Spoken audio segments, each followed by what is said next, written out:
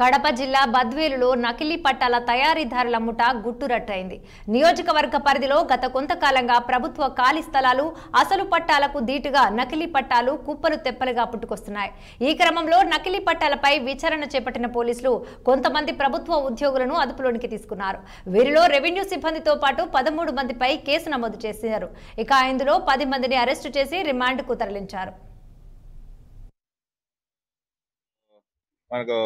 బద్వేలు నియోజకవర్గంలో కానీ బద్వేలు టౌన్ లో కానీ మనకు చాలా వరకు కూడా మనకు అందుతున్నటువంటి వార్తల ప్రకారము ఈ డికేటీ ల్యాండ్స్ ఏవైతే వెనుక పాతగా ఇచ్చుంటారో వాటికి సంబంధించిన వాటిని నకిలీగా తయారు చేసి దాన్ని ఒరిజినల్ గా చలామణి చేస్తూ చాలా వరకు మనకు లా అండ్ ఆర్డర్ ఇష్యూ కానీ లేకపోతే కనుక కొంతమంది వ్యక్తులకు ఆర్థికంగాను జరిగే రకంగా కొంత ఒక ముఠా వర్క్ చేస్తుంది అన్నటువంటి విషయము మన నోటీస్కి వచ్చింది. అందులో భాగంగానే ఈ రమణమ్మ అనే ఒక ఆమెకు తన స్థలాన్ని వేరే వాళ్ళు నకిలీ చేసి అమ్మినారు అన్నటువంటిది విషయము తహసీల్దార్ రూరల్ టౌన్ వాళ్ళకి ఇస్తే కనుక వాళ్ళు వెరిఫై చేసి దీనికి సంబంధించినటువంటిది ఏదైతే ఉన్నదో ఇది వాళ్ళకి ఇచ్చినటువంటిది నకిలీ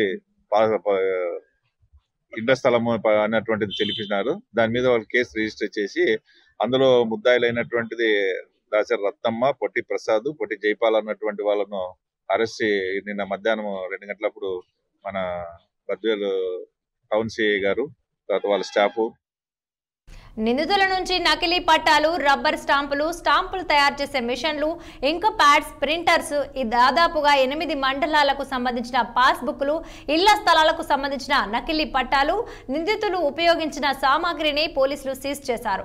నిందితుల్లో మిగిలిన వారిని కూడా అతి త్వరలో అరెస్టు చేస్తామని, నకిలీ పట్టాల బారిన పడకుండా జాగ్రత్త పడాలని మైదుకూరు డీఎస్పీ రాజేంద్ర ప్రసాద్ తెలిపారు.